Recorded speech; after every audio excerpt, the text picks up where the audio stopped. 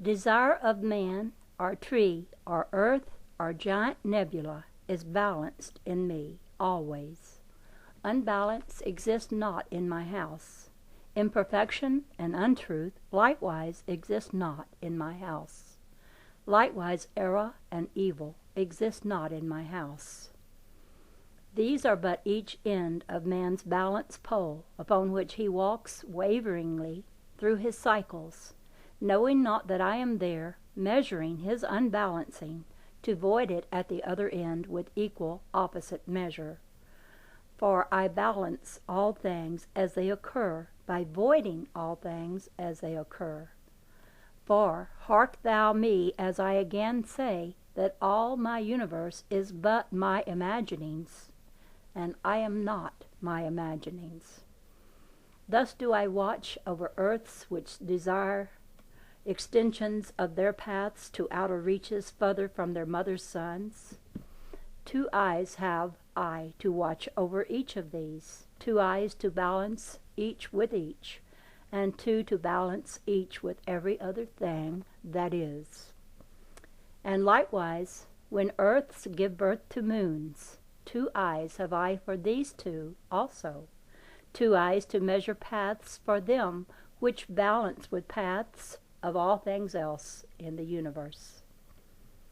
And likewise, when earth's mother men and other extensions of my life, to pulse my pulse of life and live in me, 2 eyes have I for each countless part of them, to watch o'er each separate part, to keep it one with all my universe.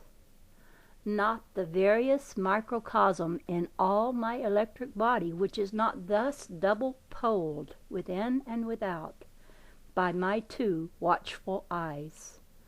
No path of man or bird or creeping thing lies unmeasured and unwatched by me. All paths of all things in my radial body are but one path, for of a verity I say, that slightest move of creeping thing on this small earth is recorded upon all paths of all things, even to giant star beyond man's seeing.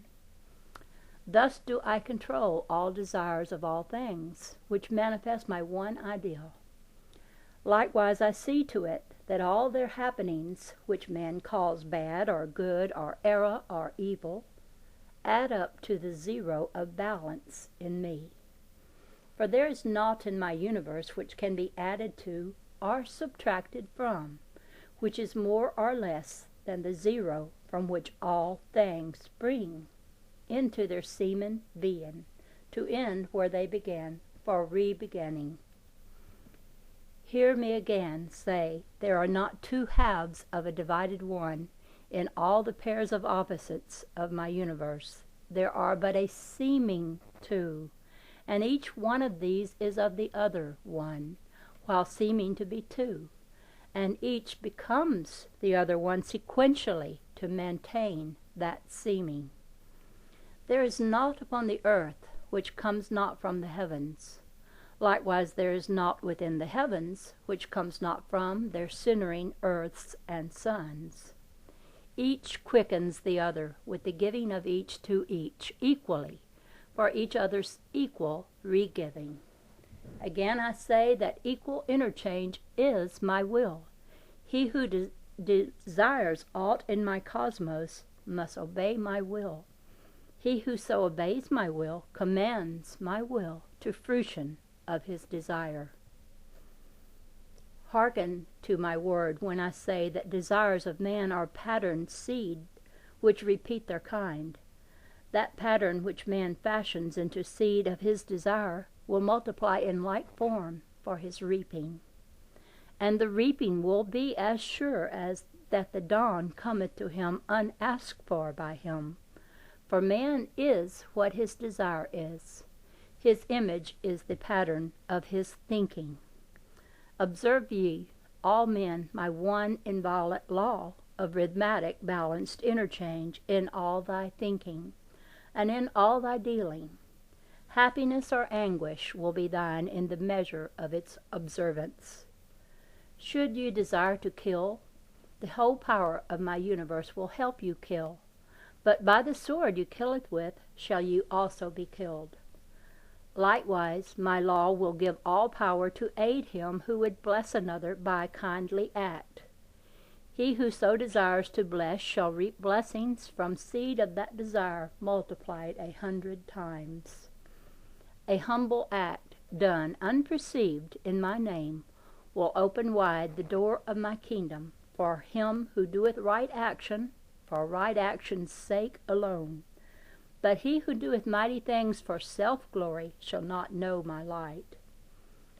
Desire for thus acting, thus manifesting me, is manifoldly blessed, but he who maketh loud protestations for the same act does it not in my name, but in his own, denying me in him.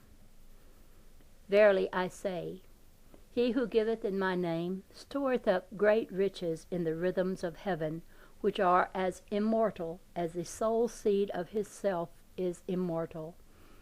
But he who taketh riches in his own name, giving naught of his self to me to void the greed of his self-taking, gathers not to himself but riches which are as mortal as the clay of his earth self is mortal. Things alone of earth which man desires are but things of earth, to be returned to earth with bones of him. But things of earth, heaven blessed by me, are as eternal in the immortality of his self-recording soul as light of me is eternal. He who desireth riches of earth alone, denying me in him, shall dwell in outer darkness of his own making, until he shall desire me strongly. Even to him will I give all he asketh without stinting, yea, and even more. But he, having more than all he sought, will have naught but worthless dross of his earth desire. And darkness will enshroud him. No light will there be in his eyes, nor will he know love. Having desired the dark without my light, he will have but acquired the dark. He who desires peace on earth must find it in heaven. Therefore I say, he who desireth aught through me shall have his desire throughout eternity. For it shall be written in his recording soul, in lines of light. But he who gaineth riches of earth alone will lack of me in them, writeth black lines upon his eternal soul, which he must whiten through long ages of undoing. For I say, there are two opposed ways in the journey of man from his jungle to his mountain top. One leads backward to the blackness of his primal jungle.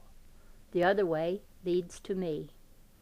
Man may choose his way, for man's purpose in manifesting me is to find his way out of the dark to light of me throughout long ages of new knowing, through repeated action.